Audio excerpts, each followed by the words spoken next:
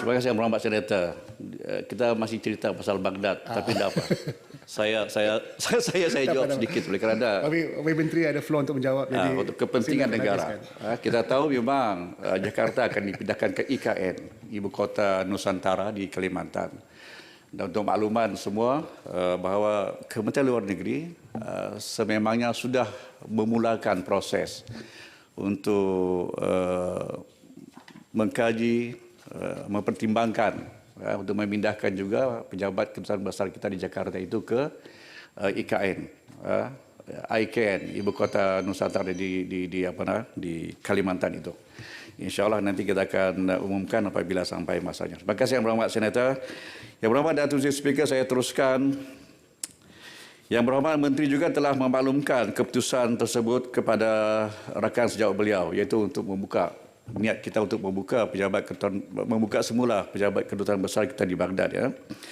Rakan sejawat beliau iaitu Tuan Yang Terutama Dr. Fuad Hussein, Timbalan Perdana Menteri Hal Ehwal Hubungan Antarabangsa, merangkap Menteri Luar Negeri Republik Iraq semasa lawatan resmi Yang Berhormat Menteri ke Republik Iraq daripada 23 hingga 25 Ogos yang lalu.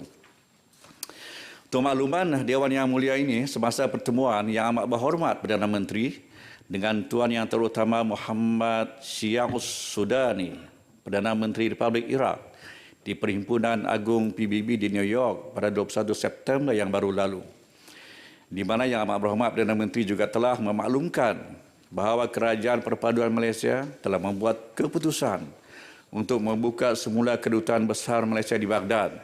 Kesediaan Kerajaan Malaysia membuka semula kedutaannya di Baghdad disambut baik oleh kepimpinan tertinggi di Republik Iraq, di mana pihak Iraq telah menzahirkan kesediaan mereka untuk menghulurkan segala bantuan dan sokongan yang diperlukan untuk Kerajaan Malaysia bagi merealisasikan inisiatif tersebut. Kesediaan ini dilihat sebagai satu kesungguhan di pihak Kerajaan Perpaduan, pimpinan Yang Amat Berhormat Perdana Menteri untuk menggiatkan semula hubungan diplomatik di antara kedua-dua buah negara. Datuk Seri Dipertua Republik Iraq kini telah beralih ke fasa pemulihan dan pembangunan semula dengan izin Reconstruction and Redevelopment selepas berjaya menstabilkan keadaan dalam negara daripada kancah politik yang melanda negara tersebut selama ini. Dalam hal ini, sukacita saya maklumkan bahawa semasa lawatan rasmi Yang Berhormat Menteri Luar Negeri pada bulan Ogos yang lalu, Kerajaan Iraq telah mengundang Malaysia untuk berkongsi pengalaman dan kepakaran yang dimiliki Malaysia untuk digunapakai dalam proses pembangunan di negara mereka. Sehubungan dengan ini, Kerajaan Iraq sendiri telah mempelawa Malaysia untuk mengambil bahagian dalam projek-projek pembangunan semula yang akan dilaksanakan di negara tersebut. Antara lainnya, termasuklah penyertaan syarikat-syarikat Malaysia dalam projek infrastruktur, kerjasama ekonomi, pendidikan, pelancongan, pengurusan lapangan terbang, sistem jalan raya dan sistem pengurusan air. Dalam arti kata lain, fasa pembangunan semula atau dengan izin reconstruction, Iraq membuka peluang kepada Malaysia untuk melebar luaskan kerjasama pelbagai bidang yang baharu.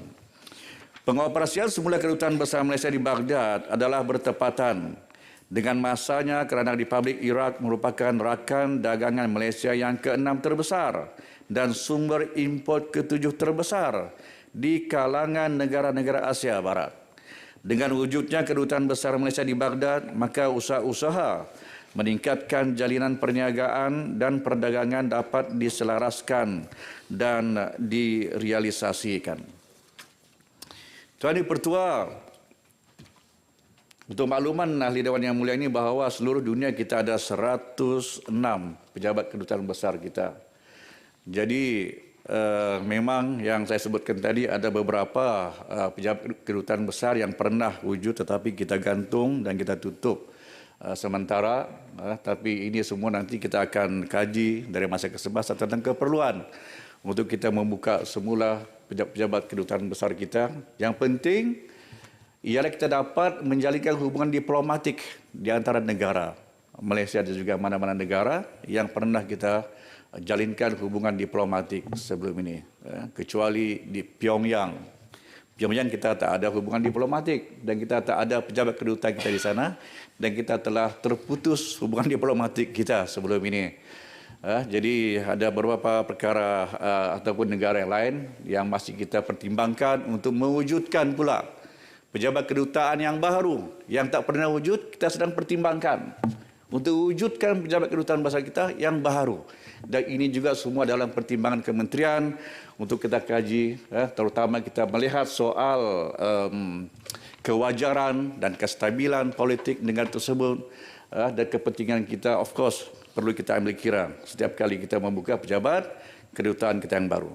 Datuk Seri Yang Bertuah, sebagai penutup, saya ingin sekali lagi merakamkan ucapan terima kasih dan penghargaan kepada ahli yang berhormat, Senator. Speaker. Imam Menteri, Ya, sila. Saya ingin terima kasih. Terima kasih Menteri. Saya rasa apa yang saya sebutkan masa berlepas itu patut dijawab oleh Menteri tentang perkataan stateless child lah, warga tanpa negara, yang saya cadangkan benda ini menjadi subjek untuk dibincangkan di peringkat ASEAN. Terima kasih.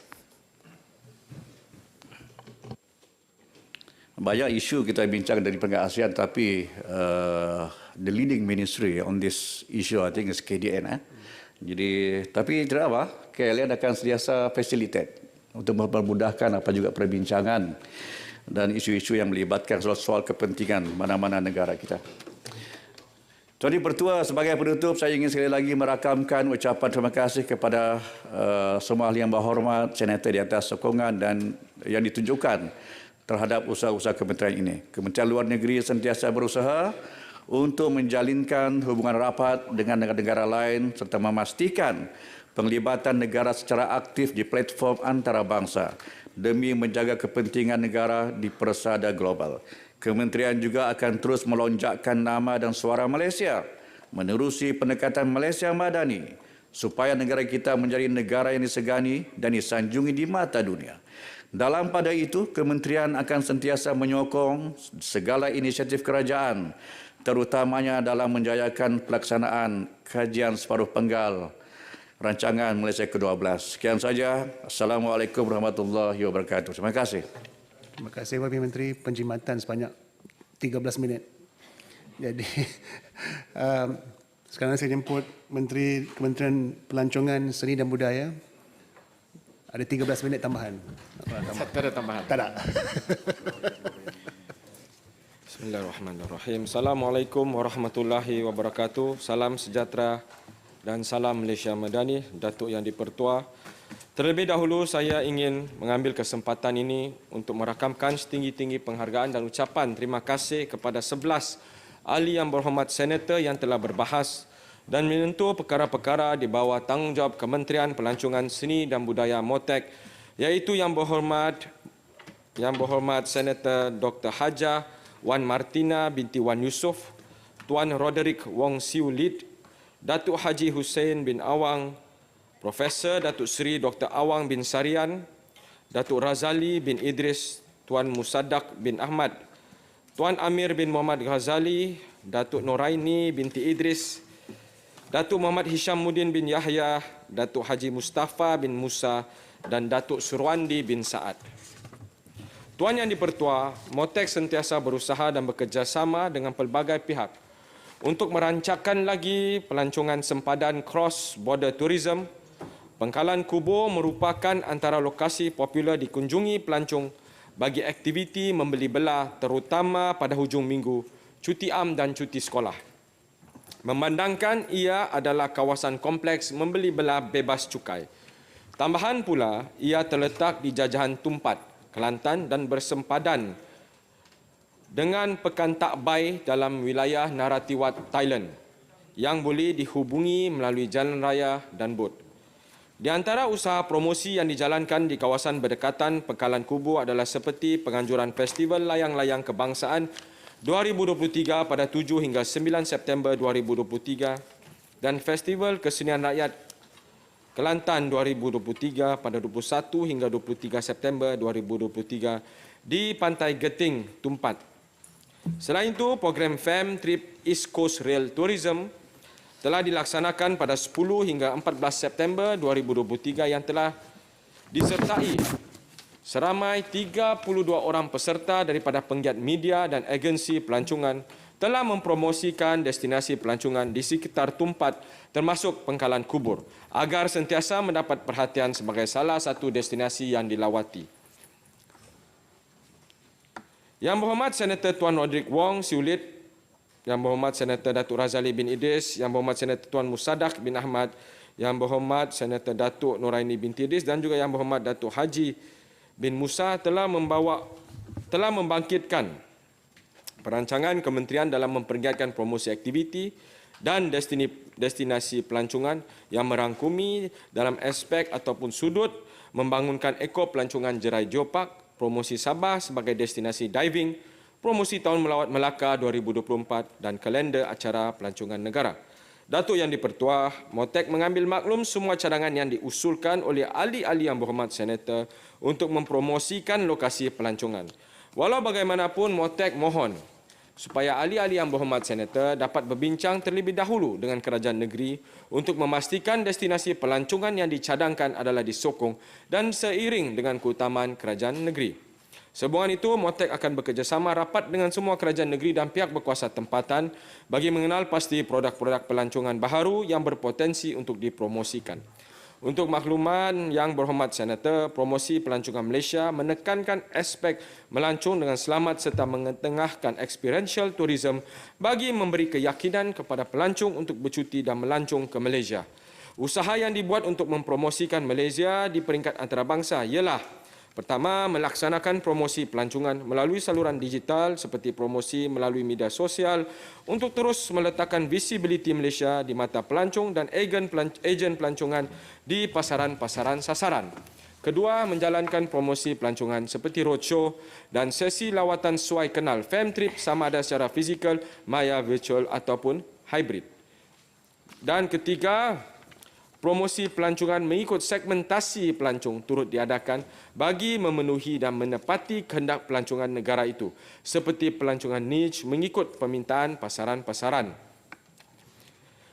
Datuk Yang di-Pertuah, Motek sentiasa komited membangunkan destinasi-destinasi pelancongan yang berpotensi di seluruh negara termasuk Gunung Jerai bagi membantu kerajaan negeri dan kerajaan tempatan.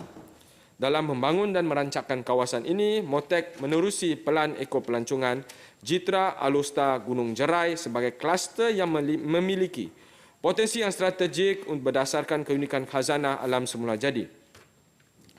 Kluster ini merupakan salah satu daripada 60 kluster eko pelancongan di Malaysia yang berpotensi dibangunkan bagi merangsang ekonomi setempat. Antara tarikan utama di Gunung Jerai adalah Muzium Perhutanan Negeri Kedah yang terletak di pintu masuk hutan lipur Sungai Teroi, Gunung Jerai. Selain itu, Motek juga sentiasa bersedia untuk mempertimbangkan sebarang permohonan baharu bagi membantu menaik taraf prasarana pelancongan di mana-mana tapak rekreasi termasuk Gunung Jerai dan hutan lipur Sedim sekiranya terdapat permohonan rasmi demi menyokong industri pelancongan tempatan selain mengalu-alukan sebarang cadangan pewartaan tapak yang signifikan untuk diwartakan di bawah Akta 645. Ini bukan sahaja dapat melindungi tapak tersebut, malah ianya juga berpotensi dijadikan produk pelancongan yang menjana pendapatan bagi komuniti setempat. Dari sudut promosi pula, Tourism Malaysia telah mengadakan bengkel pembangunan pakej pelancongan 5 sehingga 9 Ogos 2023 di Pulau Pinang dan Kedah bersama operator-operator pelancongan dari wilayah utara untuk mempromosikan Jerai Geopark bersama produk-produk pelancongan lain di kawasan utara. Tourism Malaysia juga akan mempromosikan pakej-pakej ini menerusi penyertaan di dalam pameran pelancongan utama seperti Mata Fair dan ITB Berlin. Adalah diharapkan dengan pembangunan pakej pelancongan baru ini dapat menonjolkan Jerai Geopark di mata dunia. Tuan Yang di-Pertuah, Tourism Malaysia akan terus mempromosikan Sabah sebagai destinasi pelancongan secara umum dan aktiviti diving khususnya. Untuk tahun 2023 sehingga bulan September, pelbagai aktiviti promosi telah giat dilaksanakan. Antara aktiviti promosi yang telah dijalankan adalah seperti berikut. Pertama, penyertaan di Malaysia International Dive Expo MIDE 2023 bermula pada 26 sehingga 28 Mei 2023 di Malaysia International Trade and Exhibition Centre MITEC. Kedua, penyertaan di Diving Resort and Travel Expo DRT 2023 bermula sehingga 14 sehingga 16 Julai 2023 di Shanghai World Expo Exhibition and Convention Centre, China. Ketiga, penyertaan di EDEX Sabah 2023 bermulai pada 18 hingga 20 Ogos 2023 di Sabah International Convention Centre. Penyertaan Tourism Malaysia dalam EDEX Sabah yang julung-julung kali diadakan telah membantu meningkatkan pemasaran dan publicity Sabah sebagai destinasi diving yang unggul di rantau ini.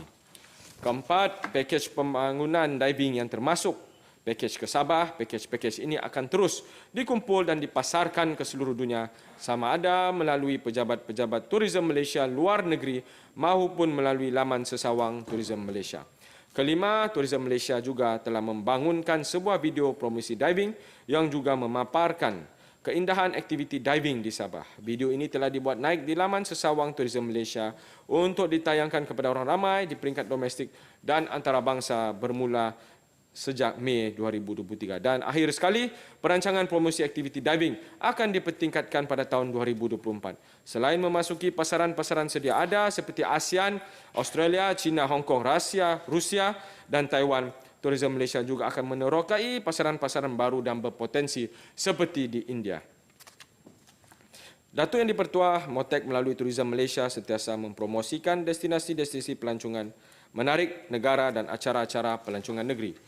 Acara-acara pelancongan negeri yang dianjurkan bersempena dengan Tahun Melawat Negeri Melaka diberi publicity melalui kalender acara pelancongan negara yang disediakan melalui laman web rasmi Tourism Malaysia dan risalah kalender acara pelancongan negara yang diedarkan secara digital di seluruh dunia dan di pameran-pameran pelancongan antarabangsa dan domestik.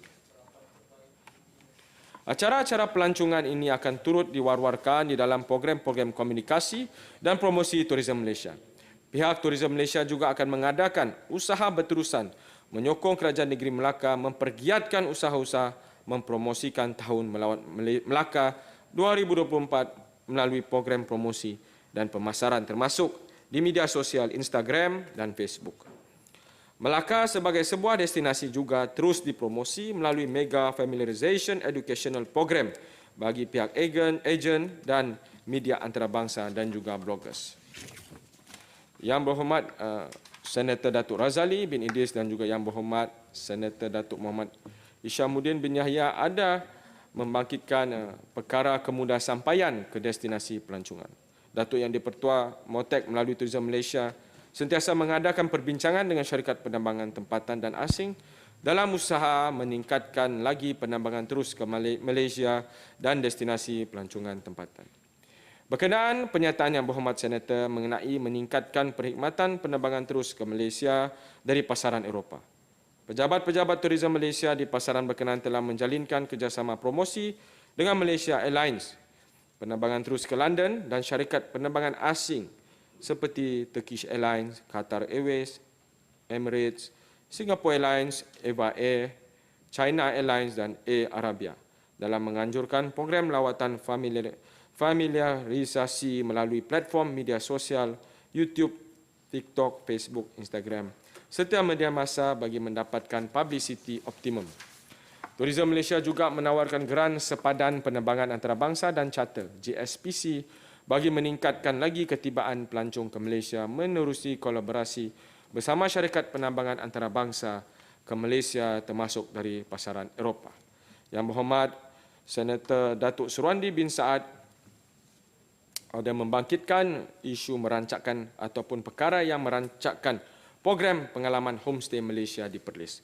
Datuk Yang di-Pertua, MOTEC telah memperkenalkan program pengalaman homestay Malaysia yang berkonsepkan pengalaman pelancongan experiential tourism dan pelancongan berasaskan community-based tourism, di mana pelancong yang datang perlu menginap bersama pengusaha program, menjalani gaya hidup masyarakat luar bandar dan turut serta dalam aktiviti seharian.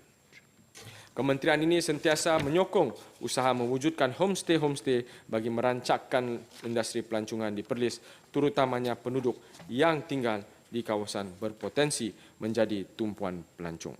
Datuk Yang di-Pertua, MOTEC mengalu-alukan cadangan Yang Berhormat Senator Datuk Haji Hussein bin Awang dan sentiasa bersedia untuk mempertimbangkan sebarang permohonan baru.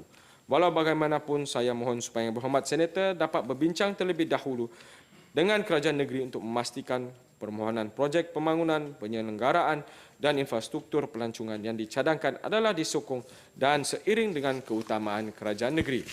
Untuk makluman Yang Berhormat Senator, MOTEC memperuntukkan sebanyak ringgit Malaysia 2.8 juta di bawah RP3 RMK ke-12 bagi melaksanakan projek mengganti dan menaik taraf kemudahan pelancongan 6 jeti di Tasik Kenyir, Hulu Terengganu yang merangkumi kerja-kerja penggantian jeti terapung pelancong termasuk jeti di Taman Herba Tasik Kenyir. Sekali lagi Yang Berhormat Senator Datuk Muhammad Isamuddin bin Yahya ada membawa beberapa perkara mengenai perancangan dan pengoperasian Tourism Malaysia, rasionalisasi Pejabat Tourism Malaysia luar negeri, pelantikan agensi pengiklanan, pelantikan ahli lembaga pengarah Tourism Malaysia. Datuk Yang di-Pertua menerusi cadangan pelan rasionalisasi Pejabat Tourism Malaysia luar negeri, tiada perancangan untuk membuka semula pejabat yang telah ditutup pada tahun 2017 di New York, Milan, Perth dan Stockholm. Walau bagaimanapun, Tourism Malaysia akan mempertimbangkan untuk membuka semula pejabat berkenaan sekiranya terdapat keperluan di masa hadapan, seperti terdapat perkhidmatan penerbangan terus dari pasaran berkenaan agar industri pelancongan negara dapat dipertingkatkan. Datuk Yang di-Pertua bagi merancangkan lagi aktiviti kempen Malaysia Truly Asia di peringkat antarabangsa, Tourism Malaysia memang bercadang untuk melantik agensi pengiklanan yang akan menjalankan aktiviti pengiklanan dan publicity di dalam berbagai bahasa, media dan konten yang akan disesuaikan dengan permintaan dan demografi pasaran-pasaran antarabangsa yang penting bagi Malaysia. Pejabat-pejabat luar negara Tourism Malaysia juga aktif mempromosikan destinasi-destinasi pelancongan di Malaysia menerusi pelbagai medium pengiklanan di negara masing-masing, antaranya Lonely Planet di Amerika Syarikat, Zing News di Vietnam, Borneo Bulletin di Brunei, LED Digital Billboard di Kemboja dan lain-lain. Datuk Yang di-Pertua, kementerian ini telah mengenal pasti calon-calon ahli lembaga yang berpotensi untuk membantu dengan pemulihan segera sektor pelancongan dan ianya akan dimuktamadkan dalam masa yang terdekat. Yang Berhormat Senator Profesor Datuk Seri Dr. Awang bin Sarian membangkitkan perkara mengenai apakah usaha-usaha kementerian untuk memupuk bakat-bakat industri kreatif di era pendigitalan elektronik. Datuk Yang di-Pertua, MOTEC sentiasa cakna akan perubahan dan perkembangan era pendigitalan. Usaha melestarikan bidang seni budaya dalam melahirkan bakat masa hadapan yang sesuai dengan jati diri masyarakat kita supaya tidak terperangkap di dalam pengaruh budaya asing yang kian meresap ke dalam cara hidup masyarakat. Penghayatan terhadap 7 teras utama dasar kebudayaan negara DAKEN 2021 sehingga 2025 perlu dijadikan tonggak yang paling utama dalam usaha penerapan budaya nilai tinggi bagi mendukung dasar dan menitik beratkan nilai-nilai murni. Budaya nilai tinggi merangkumi 3 elemen penting iaitu tata susila, tata cara dan tahap keintelektualan. Dengan penghayatan, kesederhanaan dan pemahaman yang mendalam terhadap teras ini, pelbagai program dan agenda dapat dirancang ke arah memupuk generasi muda negara yang berjati diri, berdaya tahan dari segi mental dan fizikal sesuai dengan wajah Malaysia.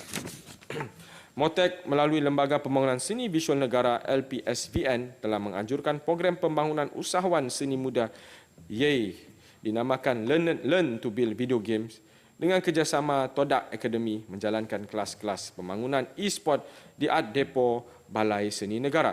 Program ini telah mendapat sambutan penyertaan yang menggalakkan dalam kalangan kanak-kanak dan remaja yang berumur 9 hingga 15 tahun. MOTEC melalui Akademi Seni Budaya dan Warisan Kebangsaan Aswara menawarkan 26 program pengajian dari peringkat pengajian asasi seni kreatif, diploma, ijazah sarjana muda dengan kepujian, ijazah sarjana seni kreatif dan ijazah kedoktoran seni kreatif yang diiktiraf Agensi Kelaikan Malaysia MQA yang menekankan kurikulum pengajian yang menjurus kepada seni budaya dan warisan. Datuk Yang di-Pertua, Aswara juga progresif dengan revolusi digital melalui penganjuran aktiviti seni budaya era baru dengan mengangkatnya ke platform digital. Aswara telah menganjurkan Diverse Makyong in Metaverse yang memberi penghayatan dan pendedahan makyong melalui penggunaan teknologi animasi dengan menampilkan adik guru Mak Yung Aswara Puan Fatimah Abdullah projek Mak Yung in Metaverse. Ini juga telah mendapat pengiktirafan anugerah Best Presentation Platinum Award di Second International Conference on Art, Culture and Heritage ICACH 2022. Yang Berhormat Senator Tuan Amir bin Muhammad Ghazali membangkitkan perkara tentang pemeliharaan dan pemuliharaan warisan budaya dan bangunan warisan. Datuk Yang di-Pertua Motek melalui Jabatan Warisan Negara JWN telah mengambil inisiatif serta langkah-langkah dalam memelihara dan memelihara warisan dengan mewartakan mana-mana butiran yang berkepentingan warisan, termasuk bangunan, tapak ekologi, tapak semula jadi, objek warisan kebudayaan ketara, objek warisan kebudayaan tidak ketara dan memberi pengiktirafan kepada tokoh orang hidup Wako di bawah peruntukan Akta Warisan Kebangsaan 2005 Akta 645. Selain itu, Motek juga sentiasa memastikan warisan dilindungi termasuklah melalui penyediaan pelan perlindungan safeguarding plan untuk memelihara dan melindungi warisan selaras dengan Akta Warisan Kebangsaan 2005 Akta 645 dan 2003 Convention for the Safeguarding of the Intangible Cultural Heritage UNESCO. Mohon mencelah Yang Berhormat Menteri, Speaker, Datuk Yang Tan Sri Yang di-Pertua, maaf.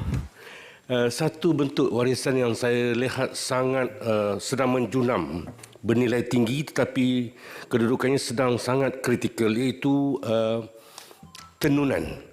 Terengganu ni tempat negeri yang sangat tersohor dengan tenunan songket Terengganu.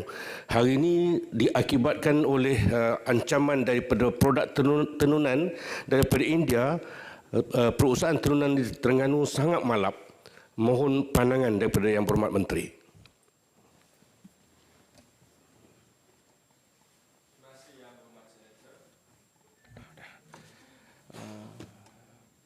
Beberapa bulan yang lepas, kementerian ada melawat tempat untuk anak-anak ataupun usahawan-usahawan untuk mempraktikkan bidang tenunan ni di Pekan Pahang di bawah kelolaan Tuanku Permaisuri kita. Dan kita sedar betapa pentingnya untuk kita menjaga warisan tenunan ini.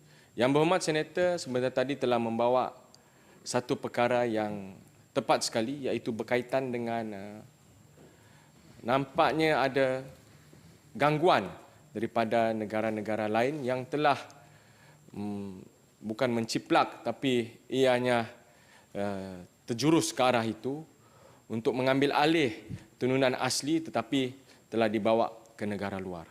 Dan kementerian sedar akan perkara ini. Itu sebabnya di bawah Jabatan Warisan Negara, kita sentiasa cuba bekerjasama juga dengan pihak kraftangan untuk kita preserve dan conserve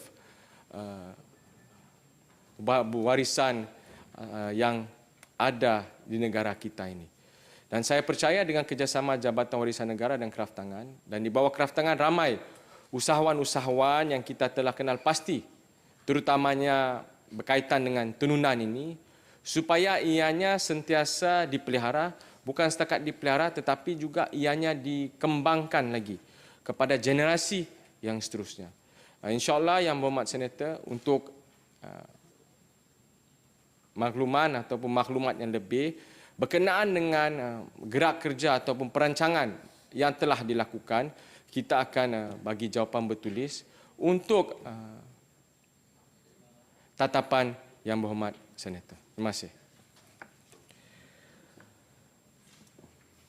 Program berbentuk kesedaran dan penghayatan terhadap warisan turut dilaksanakan secara berterusan, seperti melaksanakan perkongsian dan penurunan ilmu pengetahuan seperti pameran bengkel, demonstrasi dan festival. Penerbitan bahan berkaitan warisan, melaksanakan program kesedaran dan promosi dan mengadakan program perantisan warisan kebangsaan orang hidup Wako. Berkenaan pertanyaan Yang Berhormat Senator mengenai statistik pemeliharaan dan museum di seluruh negara, Ketiga Jabatan Museum Malaysia JMM di bawah Selian Motek Kementerian ini telah memperuntukkan ringgit Malaysia 55.7 juta di bawah rancangan Malaysia ke-12, RMK ke-12 bagi 20 kerja-kerja menaik taraf, menyelenggara dan membaik pulih. Berkenaan usul berkaitan seni mempertahankan diri dan warisan busana yang dibangkitkan oleh Yang Berhormat Senator, ia sememangnya di bawah perhatian MOTEK dan aktiviti seni silat olahraga pula di bawah tanggungjawab Kementerian Belia dan Sukan. MOTEK hanya berperanan dari segi penyelarasan perlindungan warisan sahaja. Bagi menggalakkan kegiatan seni, budaya dan warisan, MOTEK sentiasa bekerjasama rapat dan memberi sokongan kepada mana-mana persatuan serta komuniti pengamal seni di Malaysia supaya boleh bergerak secara aktif dengan merangka pelbagai aktiviti atau program yang berkaitan seni dan budaya serta turut memberi galakan dalam bentuk geran sepadan sektor kebudayaan GSSK. Mohon pencerahan yang betul. Saya tadi ada mendengar jawapan daripada MOTEK, pihak MOTEK. Bila saya tanya mengenai perancangan untuk membuka kembali pejabat tourism di luar negara. Saya tanya New York, Milan, Perth dan Stockholm. Jawapan daripada MOTEK, dia kata tadi kalau ada penerbangan direct, penerbangan terus mungkin kita pertimbangkan untuk buka balik. Saya ingin ingatkan ahli Dewan bahawa dan juga pihak MOTEK di Perth, Malaysia Airlines pergi, Asia pun pergi, Batik pun pergi. Jadi kita ada penerbangan direct. Maknanya jawapan yang dibagi oleh pihak MOTEK ni berkenaan dengan New York, Milan dan Stockholm tepatlah. Tapi berkenaan dengan Perth, jawapannya saya rasa tak tepat. Saya minta penjelasan. Terima kasih Yang Berhormat Senator, saya ucapkan tahniah kerana telah memberikan, bukan setakat memberikan, tapi nampaknya memang kusyuklah mendengar jawapan yang saya berikan tadi. Untuk kita membuka sebarang pejabat tourism Malaysia di mana-mana negara, tak kisahlah di negara mana sekalipun, ianya perlu dipikirkan dan perlu dipertimbangkan dengan pelbagai faktor. Betul, Perth kita ada schedule flight, ada direct connectivity. Tapi kita perlu lihat juga sudut kemasukan pelancong-pelancong daripada negara yang ada niat untuk kita buka pejabat. Untuk makluman Yang Berhormat Senator, Australia bukanlah salah satu penyumbang terbesar kemasukan pelancong ke negara kita. Walau bagaimanapun, saya percaya setiap cadangan ataupun pandangan yang diberikan oleh Yang Berhormat Senator, kita akan mengambil kira dan pihak Tourism Malaysia akan menilai dari setiap sudut. Pertama, flight connectivity itu. Kedua, berkenaan dengan kemasukan pelancong-pelancong ataupun warga negara yang kita nak buka pejabat. Ketiga, dengan izin pattern perbelanjaan pelancong-pelancong yang daripada negara asal masuk ke negara kita. Ianya perlu diperlihatkan secara jelas dan spesifik, dan yang paling penting sekali, kita tidak mahu hanya mahu buka ofis setakat mewujudkan kehadiran Tourism Malaysia. Tetapi apabila kita membuka pejabat di mana-mana negara sekalipun, ianya perlu membawa pulangan yang baik kepada negara. Menteri Yang Dipertua, mohon pencerahan atas tajuk ini. Terima kasih. Terima kasih Menteri. Saya rasa ada ironis sikit di situ. Kita buka pusat pelancongan untuk promosi negara kita. Kalau negara itu dikenal pasti sebagai bukan sumber pelancong yang datang ke negara kita, lebih-lebih lagi lah kita perlukan satu pusat pelancongan untuk memperkenalkan negara kita. Kalau tidak, sampai bila-bila pun tak ada Australia tu, ya, pusat pelancongan kita. Jadi kalau boleh minta pertimbangkan sudut pemikiran sedemikian. Terima kasih. Terima kasih Yang Berhormat Senator. Apabila saya berkata demikian, tidaklah bermakna kita tak peduli langsung berkenaan dengan industri pelancongan di Australia. Di Australia kita ada pejabat di Sydney. So Sydney, pejabat kita di sini kebiasaannya akan bertanggungjawab untuk melihat bandar-bandar lain di Australia. Tapi yang paling penting,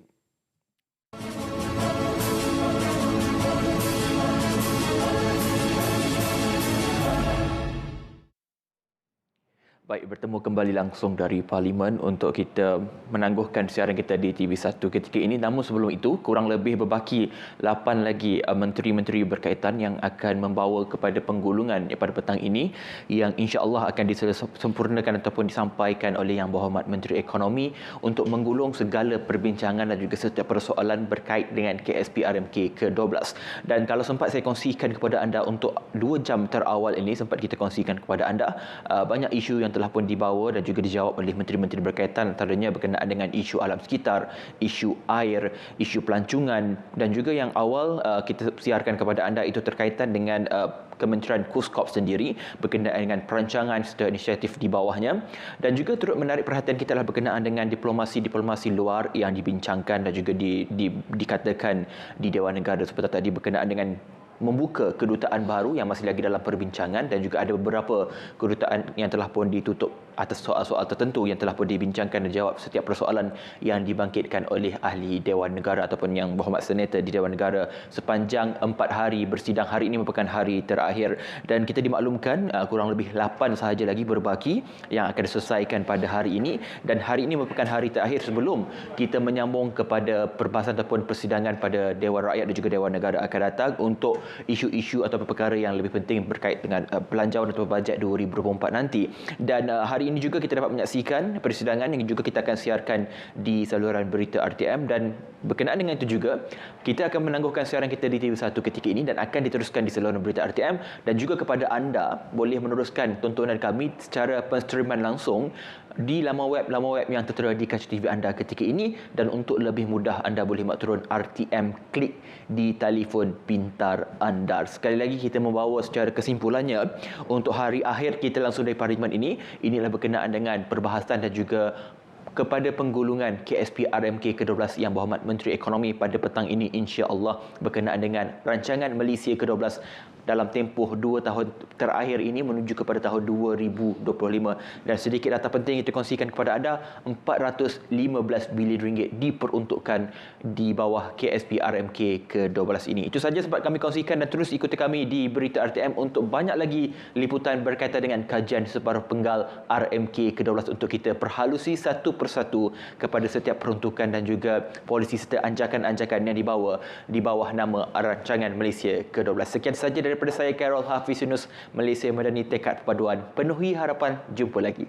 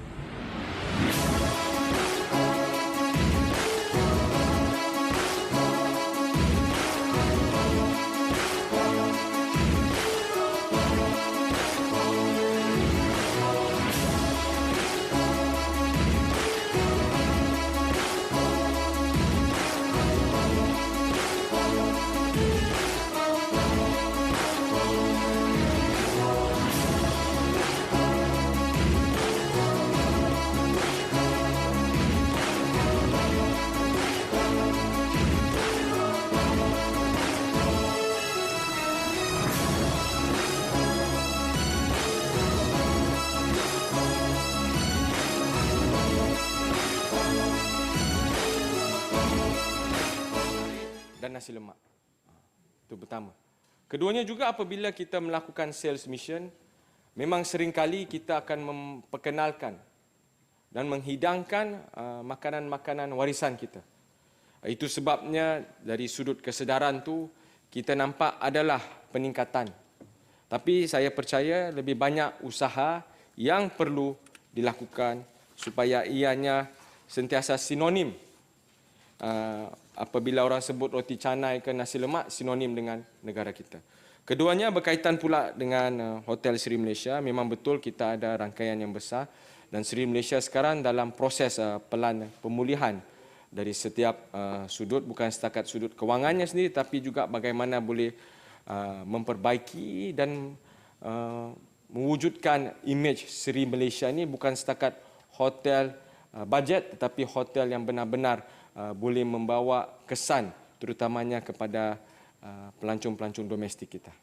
Tan Sri Yang Tua, mohon untuk menanya soalan. Semua sudah habis baru tanya ni. Tan Sri Yang Tua, saya kalau tak boleh tanya soalan ni rasa tak lena nak tidur.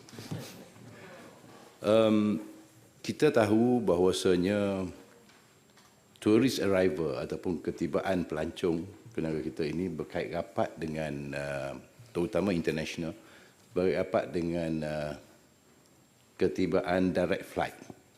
Selalunya orang yang travel dia tak suka ambil indirect flight. Kalau terpaksa lalu bandaraya lain, dia memakan masa. So, apakah usaha MOTEC untuk perbanyakkan landing right for terutamanya Malaysian Airlines iaitu national carrier kepada destinasi-destinasi yang popular di dunia ini. Contoh, kalau ada direct flight to Dubai, hari ini Malaysia Airlines tidak pergi ke Dubai.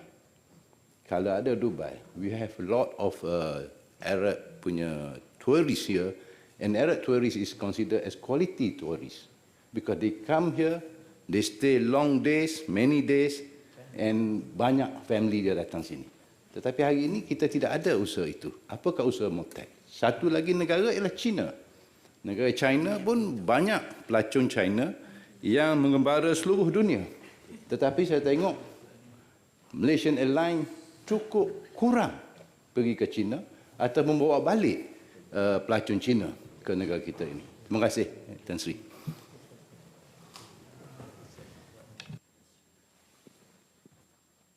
Terima kasih Yang Berhormat Tan Sri, Senator. Tan Sri tak boleh tidur, saya pun tak boleh tidur ni. Memang betul perlunya ada direct flight dari serata dunia ke negara kita ataupun kita ke serata dunia. Tetapi persoalannya di sini selepas COVID ni banyak syarikat-syarikat penerbangan ada masalah dari segi untuk memaksimalkan kapasiti operasi mereka.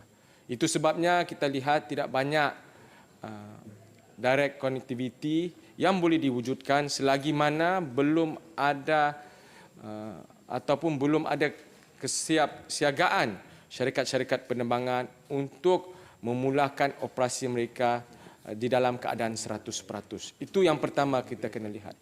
Kedua pula, dari sudut kementerian kita ni boleh pujuk ataupun meyakinkan syarikat-syarikat penerbangan di luar sana untuk mewujudkan penerbangan terus ke negara kita. Itu memang seringkali pihak kementerian bersama juga dengan Tourism Malaysia lakukan. Berkenaan dengan landing rights dan perkara-perkara lain yang Tan Sri sebutkan tadi, saya rasa ini perlu dibincangkan bersama dengan Kementerian Pengangkutan supaya ianya dapat diselarikan dan juga dapat dikenal pasti mana-mana ruang untuk pihak Kementerian Pengangkutan dan Kementerian MOTEC sendiri untuk bekerjasama. Itu saja Tan Sri. Ya, Muhammad, belum habis. Saya tanya satu. Tan Sri tanya. Okey, Tan Sri. Dulu ada Kementerian Pertanian nak membukakan kedai-kedai makanan di seluruh dunia. Bermula dengan 500 kedai. Itu saya dengar lah. Betul tak betul saya tak tahu. Soalannya kadang-kadang kita orang Malaysia ni kita bertindak bersendirian. Nama tu tak di-associate dengan izin dengan negara kita. Saya bersekolah di England dahulu mengatakan kalau kita nak pergi ke Chinese food, kita pergi makanan restoran Cina. Jadi orang tahu associate dengan negara Cina. Tetapi kalau kita nak makan Thai, associate dengan Thailand. Tapi negara kita contoh di London, Melo, Pak Din, macam kedai-kedai Melayu itu individual, tak pernah pun ada associate dengan Malaysia. Jadi diletaknya maka kita tidak menggunakan kedai-kedai begini mempromosikan negara kita di kalangan masyarakat di luar negara. Jadi kita ke belakang, di belakang kalau di-compare dengan negara-negara saya sebut tadi. Jadi adakah kerjaan Kementerian Yang Berhormat dengan Kementerian Pertanian bekerjasama supaya nama tu di-branded supaya orang kata Melo Malaysia, makanan Malaysia. Roti canai, kalau roti canai India mungkin, Pakistan mungkin. Tapi kita canai Malaysia tu penting untuk promosi. Macam mana Yang Amat? Tan Sri Yang di-Pertua, memerankan Tan Sri adalah Speaker Dewan Negara. Saya tidak ada pilihan lain selain bersetuju dengan pandangan. Ini Tuan Duduklah Yop, sudahlah habislah. Tuan Yang di-Pertua, saya bantu menteri ini jawab soalan yang Tan Sri Yang di-Pertua adalah. Sebenarnya program ini dulu kita memang ada buat. Banyak Motek atau Tourism Malaysia ada buat through Malaysia Truly Kitchen. Tapi entah macam mana program ini sudah terhenti. Sepatutnya program ni diletakkan balik bawah Tourism Malaysia. Itu sebab sebelum ni pun saya ada cadangkan. Tapi kalau since hari ni Tuan Yang di-Pertua tanya, patutnya saya rasa memang patut kerajaan timbangkan masukkan balik program ni bawah Tourism Malaysia.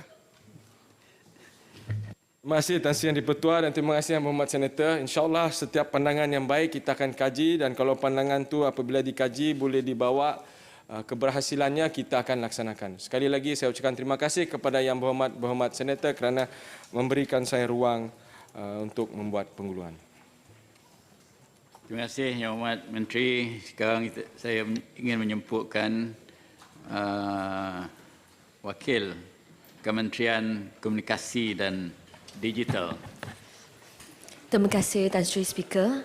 Bagi pihak Kementerian Komunikasi dan Digital, saya ingin mengucapkan terima kasih kepada 10 orang ahli yang berhormat Senator yang prihatin dan telah mengambil bahagian dalam memberikan pandangan yang menyentuh bidang tugas kementerian saya sepanjang sesi perbahasan kajian separuh rancangan Malaysia ke-12 yang berlangsung pada 20 dan 21 hari bulan September 2023. Tan Sri Yang di-Pertua, saya mulakan dengan isu kesedaran awam berkaitan keselamatan cyber yang dibangkitkan oleh YB Senator Datuk Paul Igai.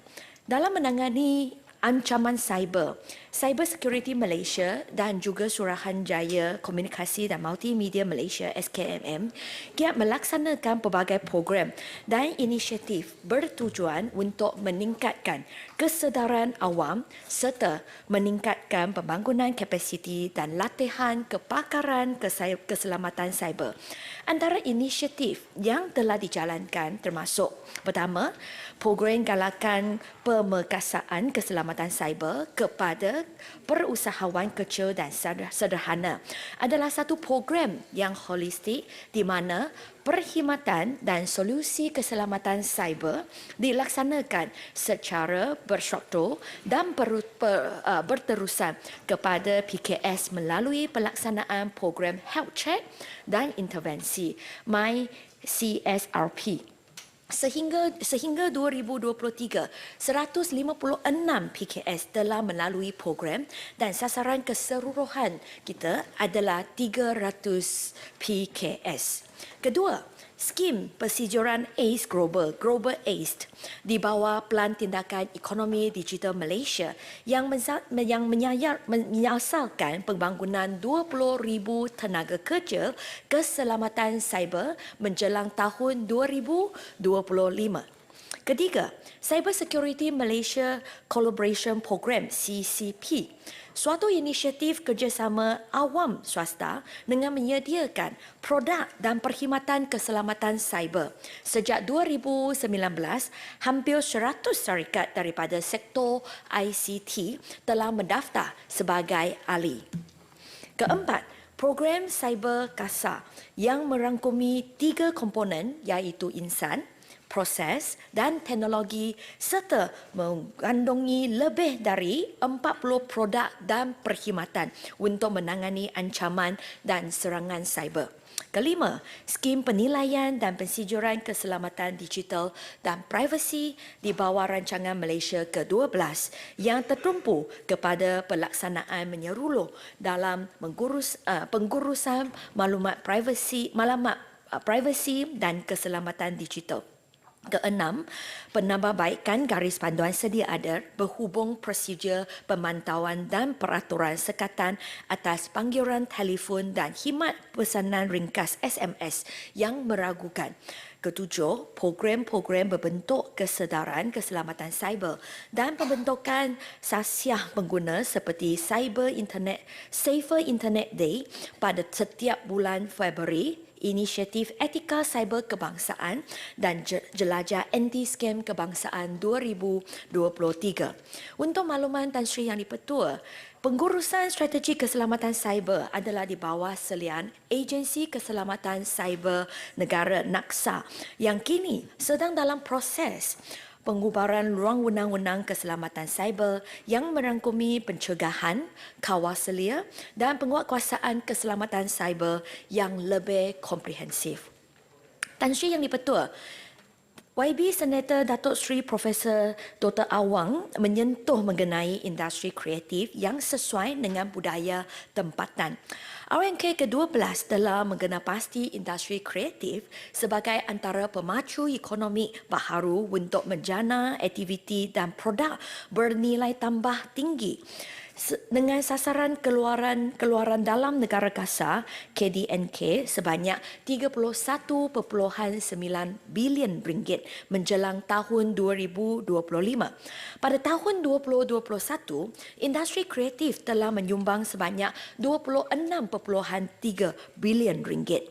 Justeru, KKD melalui agensi di bawahnya sepertilah Finas, Malaysia Digital Economy Corporation dan My Creative Ventures Sendirian Berhad meneruskan langkah-langkah memperkasakan industri kreatif berkaitan bidang perfilman, muzik dan juga kandungan kreatif digital dengan melaksanakan pelbagai program pembangunan dan pengembangan bakat bertunjangkan ilmu kreativiti dengan jati diri yang tinggi.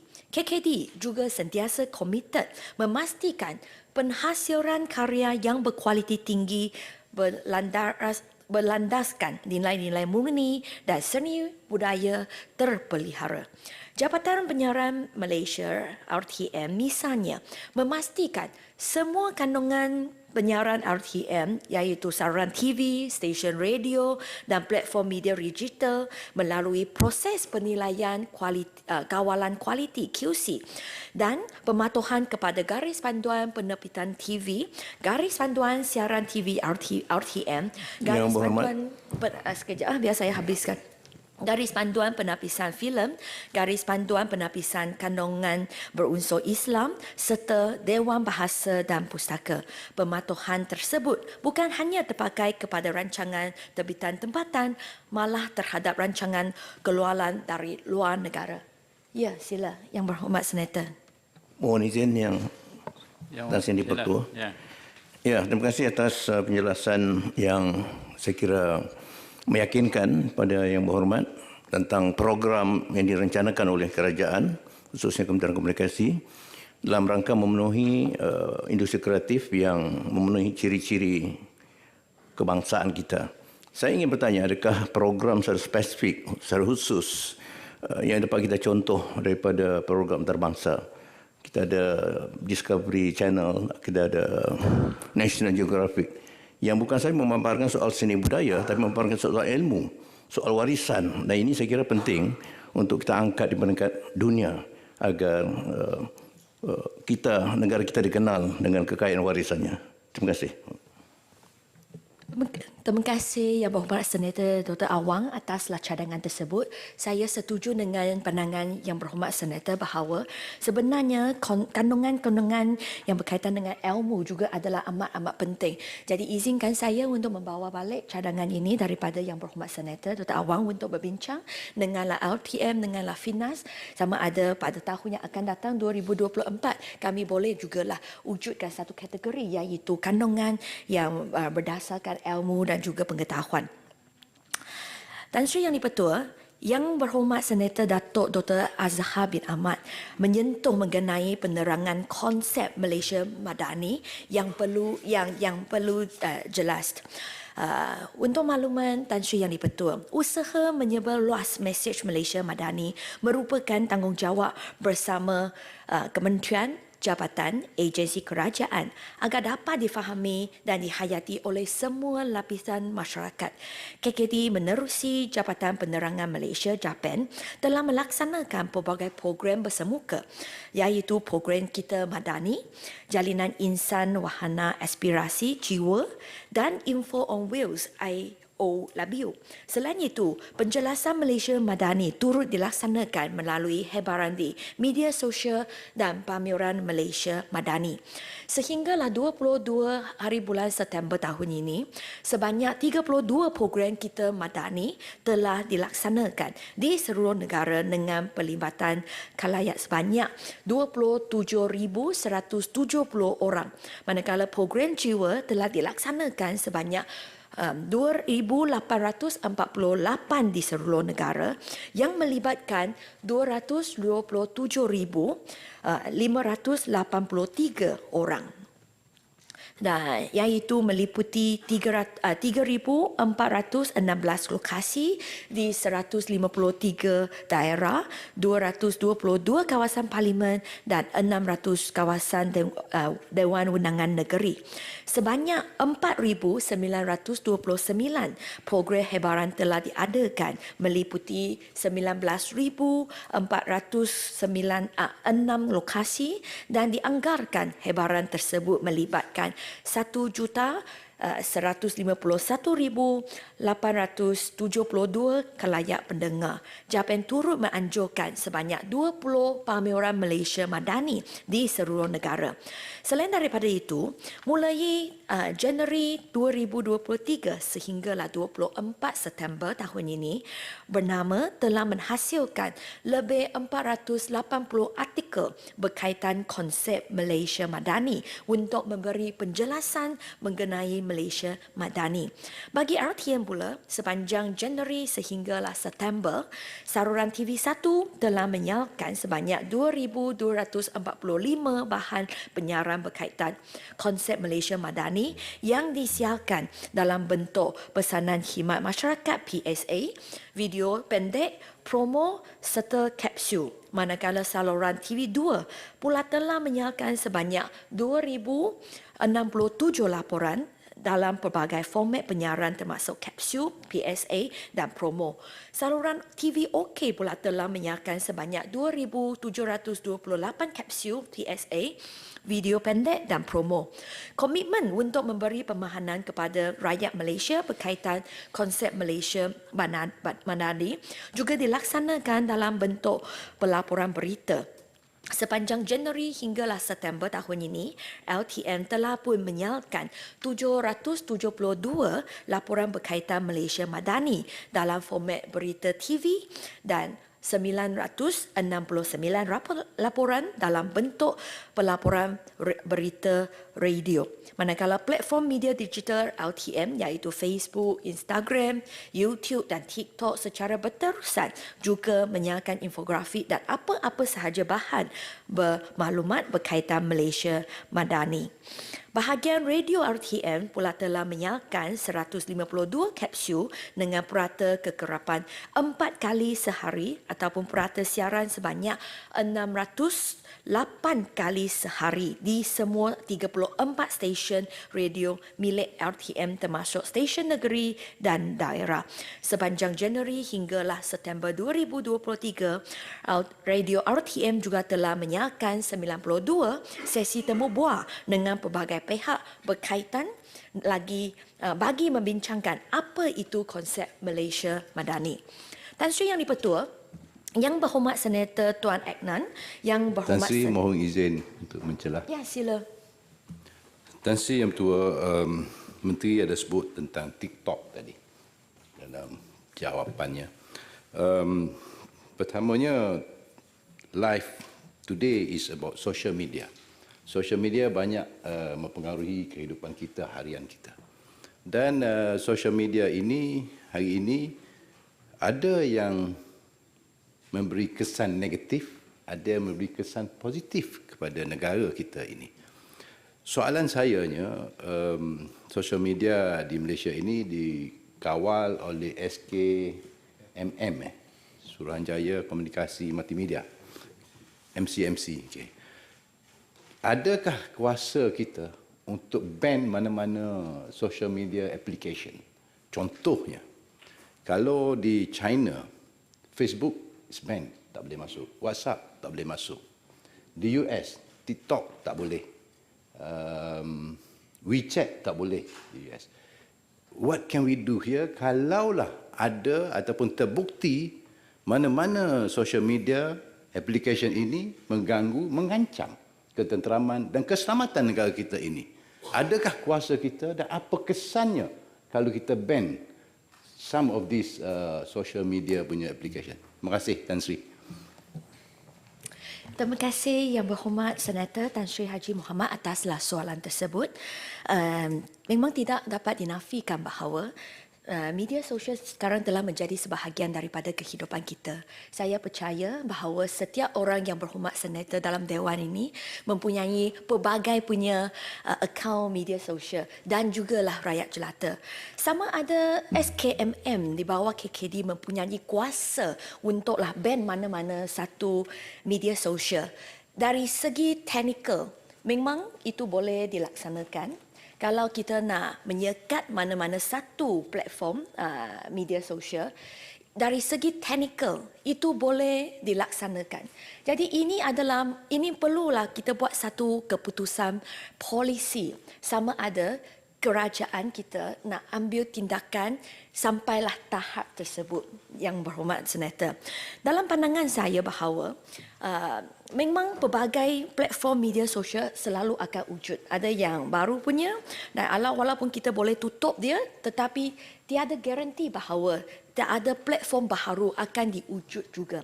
Jadi kalau kita hanya ambil tindakan untuklah menyekat mana-mana satu platform media sosial, kalau keputusan memang itu dibuat, kita boleh buat.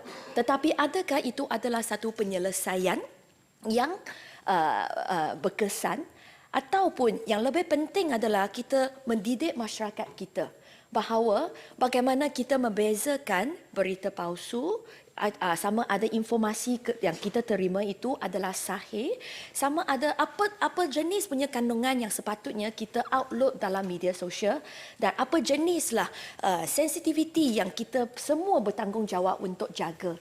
Jadi setakat ini KKD berpendapat bahawa lebih penting untuk kita mendidik masyarakat kita supaya kita boleh teruslah meningkatkan literasi digital dalam masyarakat kita supaya sebagailah seorang pengguna internet kita menjadi seorang pengguna internet yang sensibel, yang bijaksana dan juga bertanggungjawab. Saya rasa perang ataupun itu perang denganlah terhadaplah berita palsu, misinformation, disinformation itu memang satu cabaran yang cukup besar yang dihadapi oleh semua kerajaan. Semua kerajaan, bukan sahaja Malaysia. Tetapi saya harap bahawa memang juga ada kerajaan-kerajaan negara lain yang buat keputusan untuk ban certain punya platform media sosial. Jadi saya harap bahawa di Malaysia kita tak perlulah sampailah tahap tersebut. Tetapi yes, dari segi technical sama ada SKMM boleh menyekat satu platform. Dari segi technical itu boleh dilaksanakan. Terima kasih. Itulah pandangan saya. Terima kasih. Tan Sri Yang Dipertua, saya sambung jawapan saya kepada Yang Berhormat Senator Tuan Adnam, Yang Berhormat Senator Tan Sri Datuk Sri Panglima Anifah, Yang Berhormat Senator Tuan Dorik, Yang Berhormat Senator Datuk Aziz, Yang Berhormat Senator Tuan Ambun Sui Anin dan juga Yang Berhormat Senator Datuk Bobby telah juga membangkitkan isu berkaitan perkhidmatan internet dan juga komunikasi. Kerajaan memahami keperluan kesaling hubungan internet untuk semua rakyat. Oleh itu, kerajaan melalui KKD dan SKMM sedang mempergiatkan pelaksanaan jendela untuklah memberikan capaian internet yang lebih baik di kawasan berpenduduk di bandar, luar bandar serta kawasan pendalaman. Setakatlah suku kedua tahun 2023, 996 menara komunikasi baharu telah siap dibina dan beroperasi daripada 3,830 yang dirancang. Penaiktarafan 39,226 pemacar daripada 39,491 yang dirancang dan juga lebih daripada 3 juta premis tersedia denganlah capaian gentian optik daripada 4.1 juta premis yang dirancang membantu meningkatkan peratusan liputan 5G. Pada masa ini, peratusan liputan 5G di kawasan berpenduduk di seluruh negara adalah 94.94%. Baki daripada inisiatif yang sedang dalam peringkat pelaksanaan pada masa ini akan siap secara berperingkat menjelang suku keempat tahun 2025.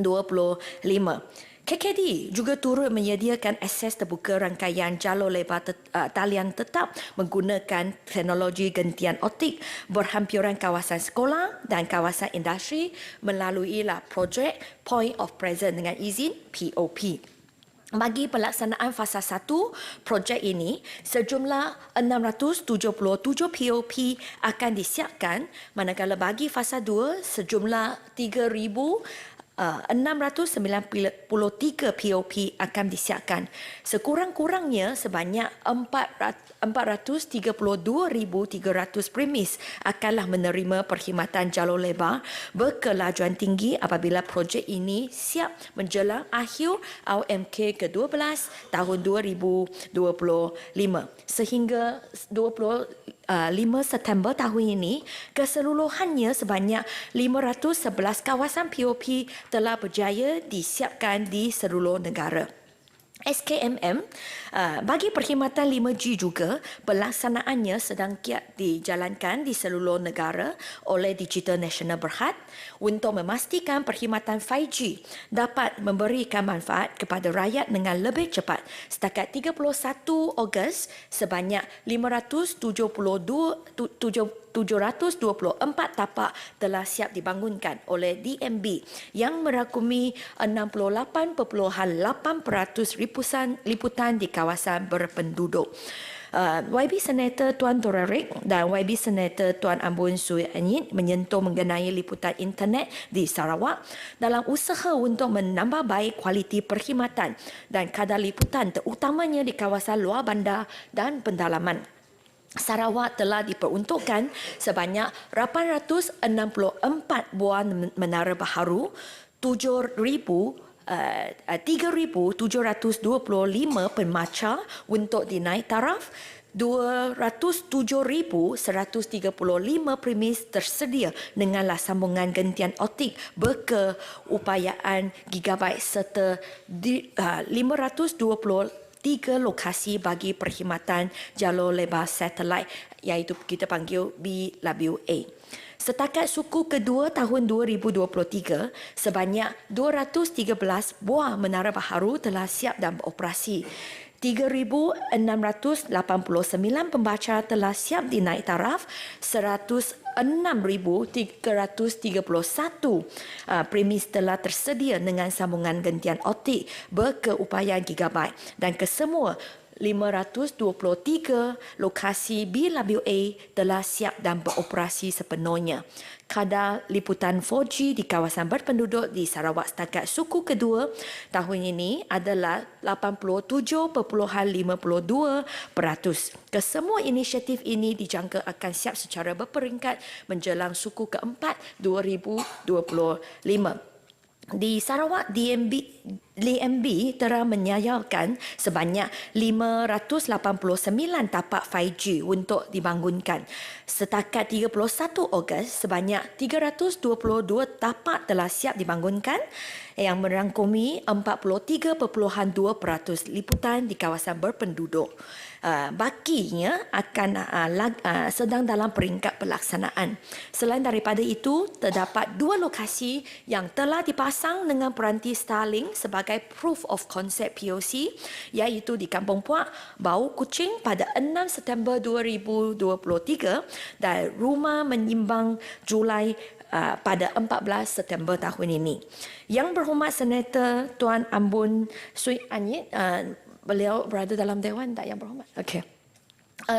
Jawapan ini memang tentang dua lokasi Long Busang Hulu Rajang dan Kampung Data Kakus. Untuk makluman untuk makluman Datuk Tan Sri Yang di-Pertua, bagi kawasan Hulu Rajang terdapat sejumlah 60 menara baharu telah diperuntukkan di bawah pelan jendela, termasuk sebuah menara dibuang di Long Busang dan sebuah lagi di Kampung Data Kakus. Menara di Long Busang sedang dalam peringkat penyelidikan tanah, manakala struktur menara di Kampung Data Kakus telah siap dan sedang dalam persediaan memulakan proses pemasangan peralatan pemacar. Bagi kawasan Pelagus pula, terdapat sebanyak 15 menara baharu telah diperuntukkan. Daripada jumlah tersebut, 3 buah struktur menara telah siap dan akan memulakan ujian penerimaan ataupun acceptance test dengan izin, manakala baki 12 masih dalam pelbagai peringkat pelaksanaan. YB Senator Datuk Bobby Afang bin Suan menyetor mengenai pelaksanaan jendela di Sabah.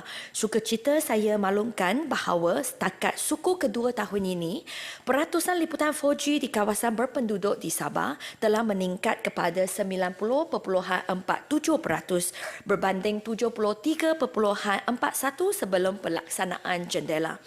Bagi meluaskan perkhidmatan jalur lebar mudah alih di Sabah, sebanyak 186 buah menara telah siap dibina daripada 631 jumlah menara yang dirancang, manakala baki 445 buah menara masih dalam peringkat pelaksanaan. Dalam usaha mempertingkatkan kelajuan purata jalur lebar mudah alih, sebanyak 4,229 stesen pemacar telah dinaik taraf kepada 4G daripada 4,281 stesen pemacar yang telah dirancang, manakala baki 52 stesen masih dalam peringkat pelaksanaan. Bagi meluaskan perkhidmatan jalur lebar talian tetap, sebanyak 186,456 daripada 303,569 premis telah tersedia dengan gentian optik berkelajuan gigabyte, manakala baki 117,113 premis masih dalam peringkat pelaksanaan. Kesemua inisiatif yang dinyatakan dijangka akan siap dan beroperasi secara berperingkat menjelang penghujung tahun 2025. Selain daripada itu, terdapat 2 lokasi yang telah dipasang dengan peranti Starlink sebagai proof of concept POC, iaitu di Kampung Malaying, Kilingau pada 5 September dan jugalah Kampung Langsat Ranau pada 7 September.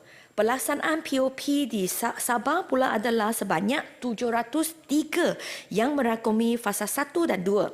Sehingga 25 September, sebanyak 59 kawasan POP telah berjaya disiapkan.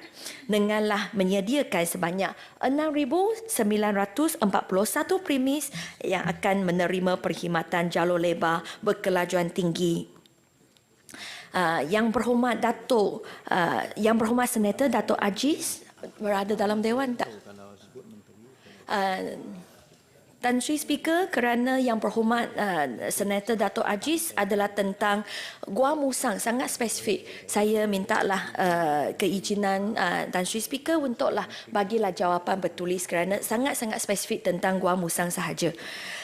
Tan Sri Yang di-Pertua, walaupun pelbagai perancangan telah dibuat, pihak penyedia perkhidmatan tidak dapat elak daripada menghadapi pelbagai cabaran dalam melaksanakan pembinaan menara komunikasi yang seterusnya menyumbang kepada kelewatan pelaksanaannya. Secara amnya, cabaran utama di dalam usaha penyediaan menara komunikasi di kawasan luar bandar adalah kesukaran untuk mendapatkan lokasi yang sesuai untuklah memenuhi keperluan teknikal sepertilah keperluan garis pelihatan line of sight dengan izin bagi isyarat rangkaian terutamanya di kawasan berbukit bukau serta perkara melibatkan proses kelulusan tapak dan persetujuan pemilik tanah.